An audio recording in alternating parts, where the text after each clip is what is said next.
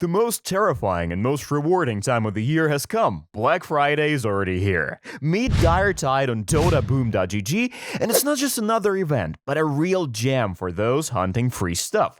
Only here you can get free daily cases every day, and the higher your account level here, the more cases you can open. Our reputable, provably fair system guarantees that every opening will be fair and absolutely square. Open the Bounty Curse case and get up to 4 skins in one go, and collect Greevil Taffies. Then go to the candy store and exchange them for Arcana items and other expensive skins. The more active you are on the site, the more Taffies and free cases you'll get. The most active players will get to the daily leaderboard, where we give away skins worth over $100. Or you can even make it to the weekly leaderboard, where the top 20 players will share exclusive rewards worth over $300. So hurry up and get your cool bonuses. Use this promo code and get a bonus of 5% on your deposit, a free case, and a bonus of 50 cents. But you better be fast, there are only 100 activations available. So don't waste your time, click the link, use the promo code, grab your bonuses, and then come back and continue watching. Hey, what is up guys? It's your boy Speeder, and today we're going to be looking at Nisha's Leshrac. I put Leshrac as my favorite mid of the patch in my top 5 video yesterday, and I do believe that this hero is the best or most consistent mid of the patch. The reason why is it can be very high tempo, it can be played as a scaling hero, it's a very consistent laner. It can also even take both of its facets. However, we're going to mainly focus on Misanthropy, which is the explosive edict facet. And let's get into it. So the main thing you want to do on Leshrac in the laning stage is learn how to use your E properly. The main way you do this is by balancing the hits with Lightning Storm. As you can see here, he's hitting the range creep, hit the range creep like 4 times, and then uses Lightning Storm to try to secure, he messes up, but try to secure both of the CS with the first E.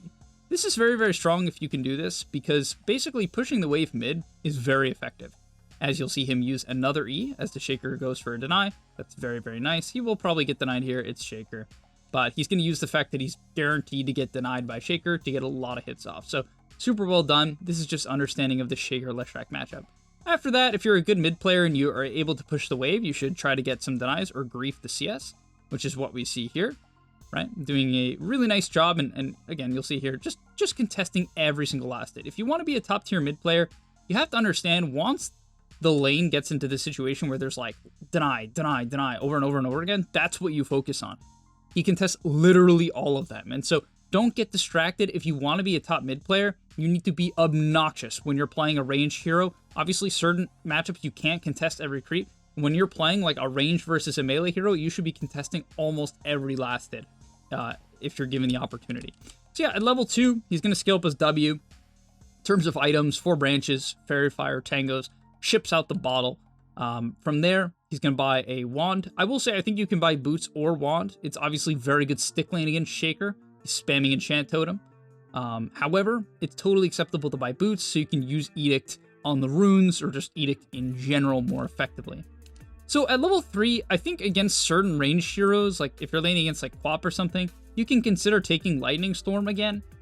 It does increase in mana, which kind of sucks, so that's why I think it's like not... It's pretty reasonable to almost always skill W at level 3, just because of the fact that the E goes up in mana. It's almost nice to not have to use the extra 20 mana to secure CS, but I think in general, if you're against a melee hero, skill up your W, and I'll show you exactly why here. So what you do with the level 2 Edict, in a moment, is you position really aggressively. We'll see it right here. So notice what Nisha does. He's going to walk here, and once the Shaker even remotely contests him, he's going to click his W, and then click his E. Now, of course, this is not something you do against a Quap. You're just going to get daggered and take 40,000 damage. However, against melee heroes like Ember and Shaker, Void Spirit, you can absolutely do this.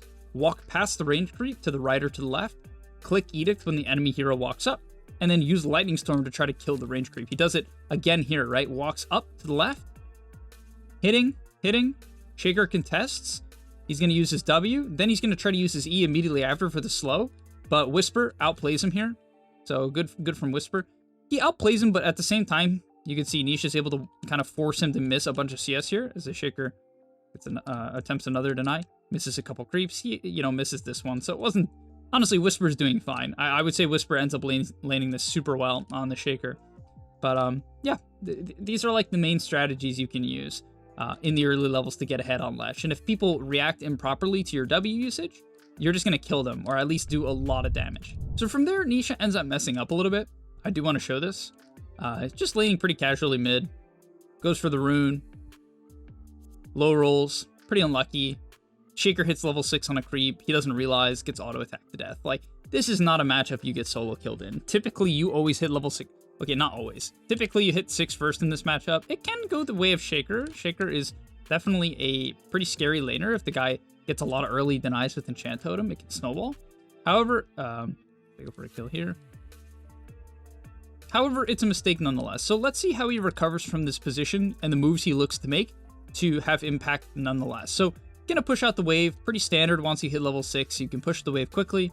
If the lane is going well, basically all you do with Leshrac is you say, hey, support player, let's dive when the wave is under the tower. So you push the wave because you have Pulse Nova.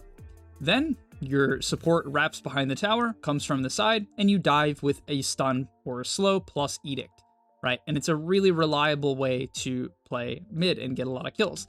However, because he messes up a little bit, he's going to take the safe route, which is also absolutely an option, where he's going to drag these camps together. So you just auto attack one, bring it to the other, click Pulse Nova, and then you get to farm 2 camps at the same time, which is huge because it almost guarantees a neutral item near immediately, which is amazing. He gets Polywog Charm with mana regen. You want to go for movement speed, mana regen, or health, I would say, are the best ones for sure on this hero. And then from there, you're going to max out your W and continue to push the wave.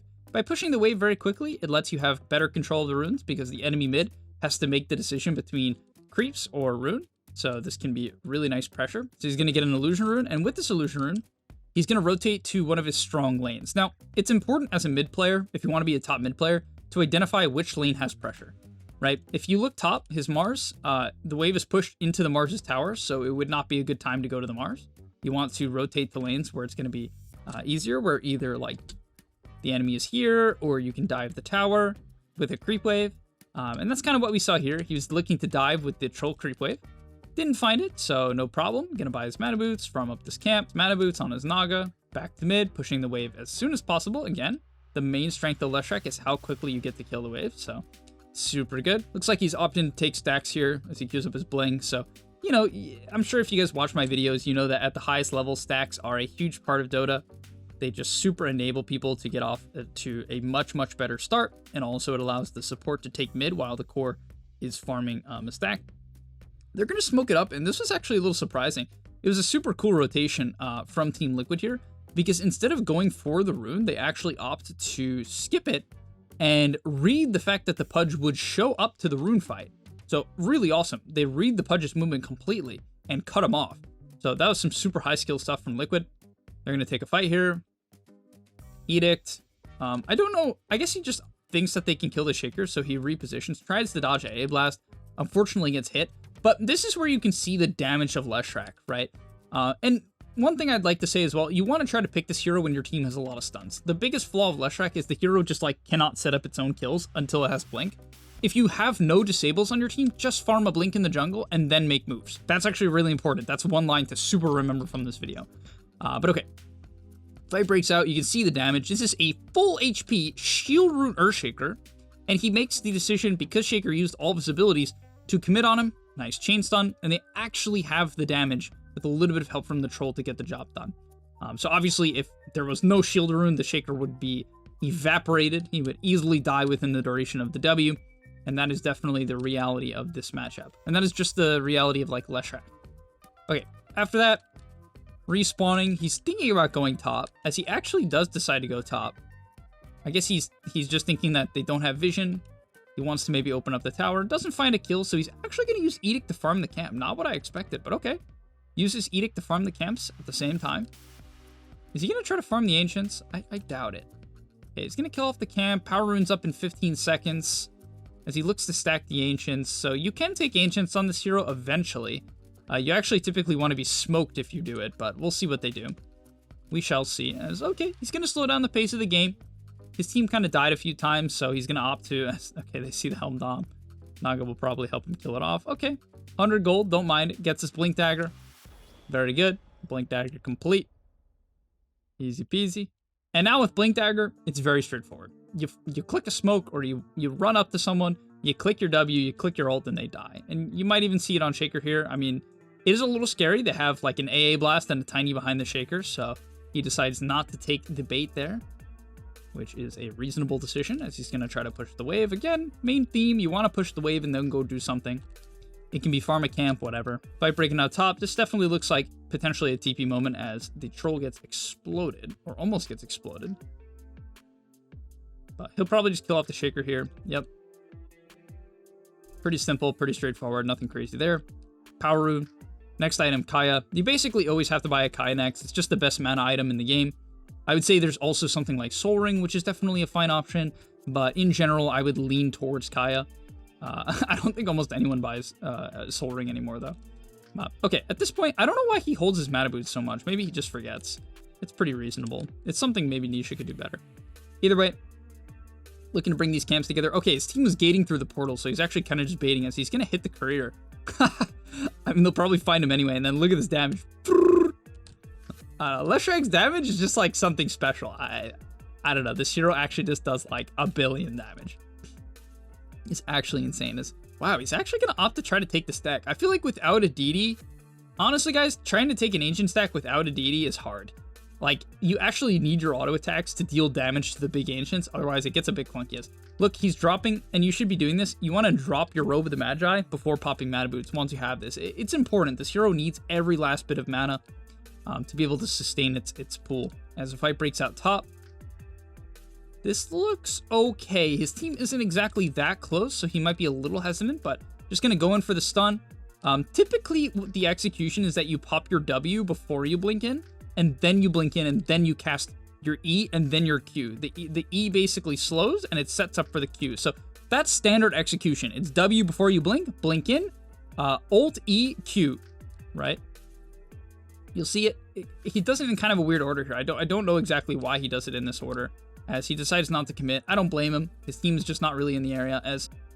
Uh-oh, looks like he's probably going to get chased down here. Once your W is on cooldown, you want to typically kite out, and you can kind of see why he even has that mindset. If your Edict doesn't immediately blow someone up, you're actually pretty weak afterwards. It's not that your ulti does nothing, but most of your damage is coming from your W, and so standard execution is like blow someone up, wait the 19-second cooldown. It's more like 13 seconds after the duration ends, right? And then go back in. But okay, it's going to slow down the pace of the game. I would definitely expect him to go BKB before Kaya Sanj here. Oh my god, as he gets evaporated by the Lycan. That matchup is tough, let me tell you. Lycan is very problematic for Leshrac. By the way, a couple things to mention. He maxes out his E after maxing out Edict. You, of course, max your Edict by level 7. You don't have a point in stun till level 8. Then you max your E, because again, your E sets up for your stun, and your stun is a flat 1.7 second duration. And so you don't really need points in it very much, right? Because the stun doesn't scale. So as long as you're hitting it because your E is setting it up, it's fine to leave it at level 1. As he gets blasted by AA, but he's okay. I wonder if he's going to complete the Kaya Sanj. Again, I can't imagine. I think against like Tiny, Pudge, AA... Oh, what is this? Catches Shaker trying to cut the wave? Oh, so the Shaker shows on... There it is. It's the E and the Q. And funny enough, the Q will go through even if you get stunned.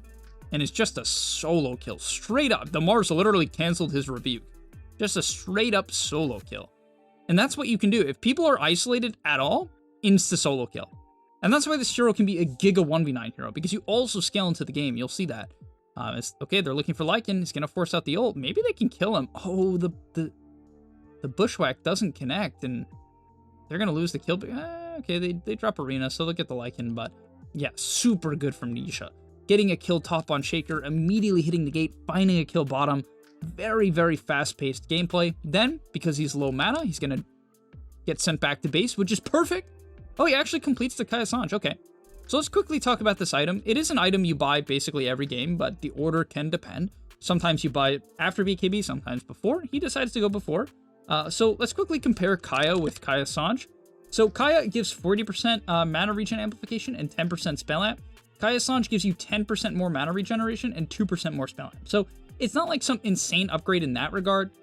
Other than that, the biggest thing that Kaya Sanj gives you is mana cost, mana loss reduction. So your abilities cost 25% less mana, which is obviously huge. And so if you're playing like if you're having a really great game and you're just like getting a kill, farming camps, kill, camps, kill, camps. You want to buy Kaya-Sanj as soon as possible so that you can have the mana to do that, to play really high tempo, to play Giga fast. And that's how you should think about it. However, if your game isn't Giga free and you need to hit a big timing to win a team fight, you need to buy a BKB.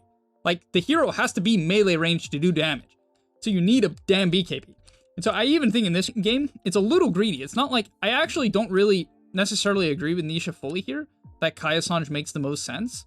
And you might be like, oh, but he's against Lycan and he's against Dismember. Yeah, but you're gonna die to magic damage most of the time in these fights. You know, you have things to help you against the Lycan units. You have a Mars Arena, you have Bushwhack, you have Naga Deluge, you have Troll Spells.